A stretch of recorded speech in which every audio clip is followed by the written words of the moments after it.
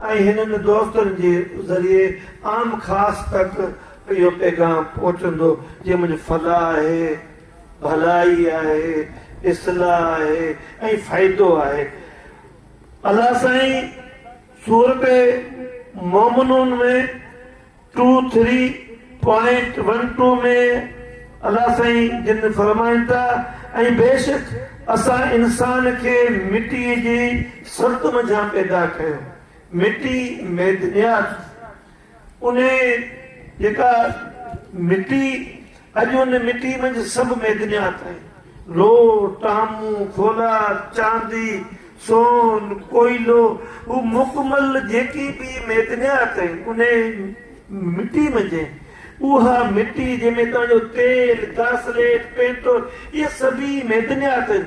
इहो तव्हांजो बि वजूद, इहा तव्हांजी मिटी, इहा अलाह साईं उन मिटी मंझां तव्हांखे पैदा करे ऐं तव्हांजे अंदरि रूह फूकियो। अलाह साईं रूह फूकियो। उहो बदन हिकिड़ी शइ आहे, रूह वरी ॿी शइ आहे।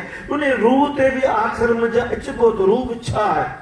सो मुंहिंजा दोस्तो वरी बि ॿिए पासे हाणे तव्हां हिकु उन मिटी मझां पैदा थियल आहियो, पर तव्हांजी आकड़, तव्हांजो तकबर, तव्हांजो गुरूर, तव्हांजो वेशीपणो, तव्हांजो उहा शइ उन मिटी मझां ठहियल शइ खे जुगाए कोन थी, पर तव्हां उन मिटी जी पैदावार थी करे उन मिटी ते जेकी रहंदड़ अलाह साईं जी मखलूक आहे उनखे तव्हां इज़ा था ॾियो, राति ॾींहं था इज़ा ॾियो।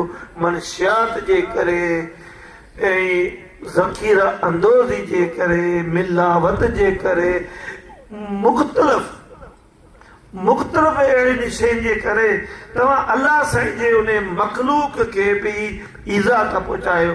वरी अलाह साईं ॿिए हंधि सूरत हिजर में फरमाइनि था 15.29 में, जॾहिं मां उनखे ठीक ठाक बणाए छॾियां ऐं उनमें पंहिंजी रूह मां फूके छॾियां त उनजे अॻियां सजदे में किरी पियो।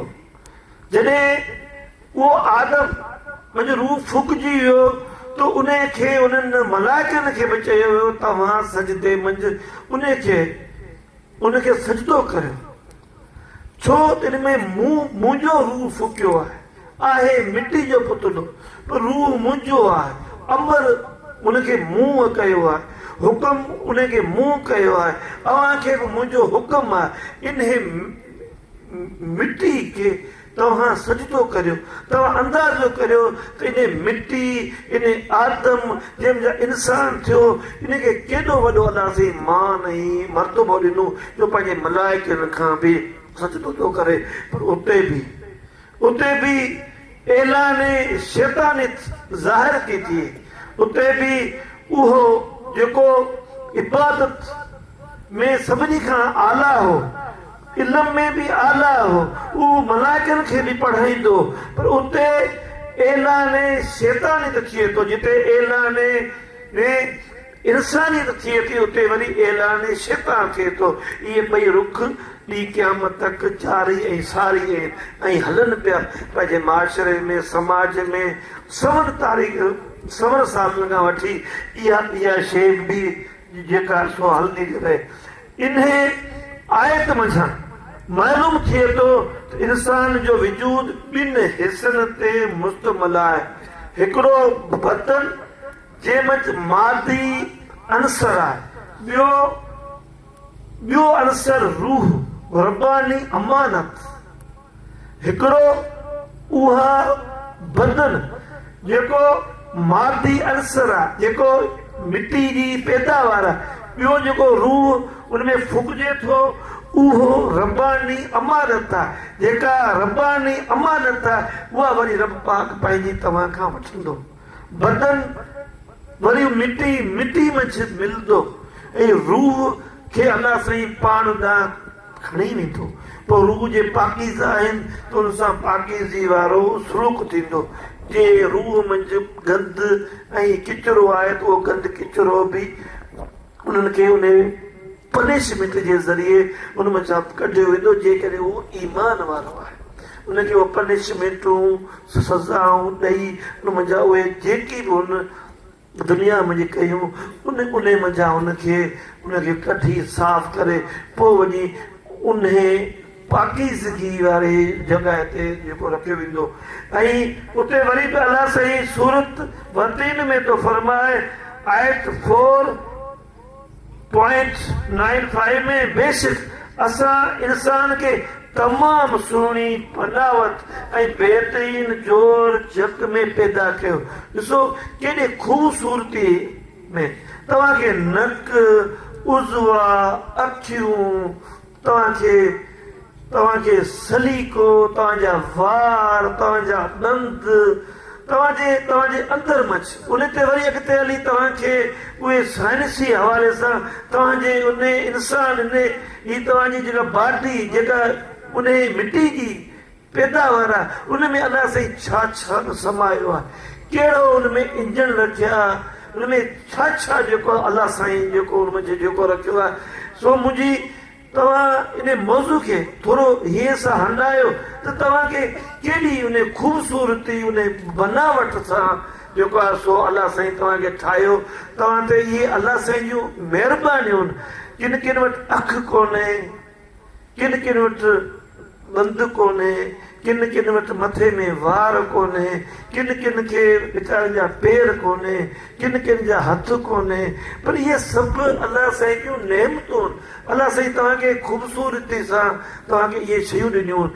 पोइ जॾहिं इहे सभु शयूं उन में मौजूदु आहिनि पर अलाह साईं वरी बि हिन जान में ज़िंदगी में के शयूं उन खां खसे थो छॾे। कंहिंखे फाल्ज जो अटैक थी वञे थो, कंहिंजो एक्सीडेंट थी थो वञे, कंहिंखां कहिड़ी शइ फुरिजी वञे थी, कंहिंखां कहिड़ी शइ फुरिजी वञे थी, पर तव्हां इंसान उन वेशी पढ़े मंझि उन मस्ती मंझि एॾा त मगन आहियो, एॾा त गुम आहियो, तव्हांखे सोचियो ई कोन था त कंहिं वक़्तु मूंसां कहिड़ो वर्ताव कयो वेंदो, मूंसां छा थींदो, मुंहिंजी ख़बर न आहे। मुंहिंजा ही जेकी ख़ूबसूरती जेका मुंहिंजी बदन जी जेका बनावट आहे उनजो हशर छा थींदो, उन मुंहिंजा कहिड़ियूं कहिड़ियूं शयूं ज़ाया थींदियूं, उन मुंहिंजे अंत अचनि। उहा जेकी रूह आहे जेका रबानी अमानत आहे उहा जेसी क़ाइमु आहे, उहा जेसी पंहिंजी उन पुॼाणी तक पुॼंदी, उन जे पुॼण तक ऐं मूंसां अलाए केतिरा उज़ू मूंसां गॾु हलंदा ऐं केतिरा उज़ू मुंहिंजो साथ ॾियणु छॾींदा, पर असां वटि लापरवाही आहे, असां वटि काइली आहे, असां वटि हेॾो वॾो वसी पैगाम आहे, उनजी पोइ बि असां में तमामु घणी सुस्ती आहे। असां उन ख्वाब में मगन आहियूं। अलाह साईं वरी सूरत इसरा में फरमाए थो 1730 में ऐं बेशक असां आदम जी औलाद जे लाइ इज़त बख़्शी, असां उन मिटीअ मंझां ठहियल आदम उन इंसान जे लाइ बि इज़त बख़्शी। तव्हांजे लाइ केॾी इज़त बख़्शी, तव्हांखे पंहिंजो महबूब रहमतुल आलमीन उनखे तव्हांजे लाइ रहमतुल आलमीन करे मोकिलियो वियो। उन खां अॻु में 1.25 लख अंबियान खे उनजे प्रोटोकॉल जे लाइ बि मोकिलियो वियो। तव्हां अॻु में वञो, वञी मैदान साफ़ करियो, मुंहिंजो महबूब ईंदो। उनखे हेड़ी हस्ती तव्हांजे लाइ मोकिली वई।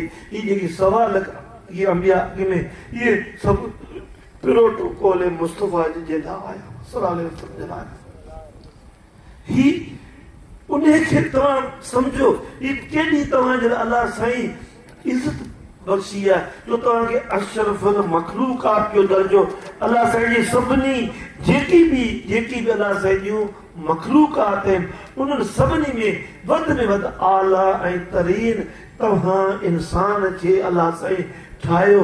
तव्हांखे इज़तूं बि बख़्शियूं, मान बि बख़्शियो, तव्हांखे उहो रूह बि बख़्शियो, उन रूह मंझि उहा परवाज़ बि बख़्शी, उन रूह में उहा सनाख़त बि बख़्शी, उन रूह मंझि उहा पाकीज़गी बि बख़्शी, उन रूह में उहो सभु कुझु रमज़ूं ऐं राज़ बि उन मंझि समाया विया। पर तव्हां उन्हनि राज़नि तक पहुता कोन, तव्हां हलिया विया उन बदन जी उन जेका मादी अंसर जेको हो उहो तव्हांखे छिके वियो उन मादी जे तरफ़।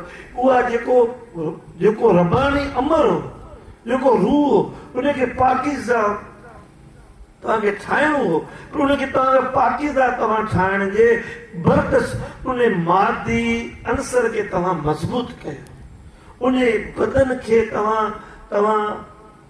उन जे लाइ आशाइशूं पैदा कयूं, उन जेके मादी जेको अंसर हो उनखे तव्हां मालामाल, उनखे तव्हां सींगारींदा रहिया, उनखे तव्हां संवारींदा रहिया, उन लाइ तव्हां जान तौर तक आख़िरी दम तक तव्हां सभु हुकूक जेकी उन्हनि खे पायमाल करे तव्हां उन्हनि जी ख़िदमत कंदा रहिया। पर रूह जी तव्हां ख़िदमत करणु छॾे, रूह खे तव्हां परखियो ई कोन। अलाह साईं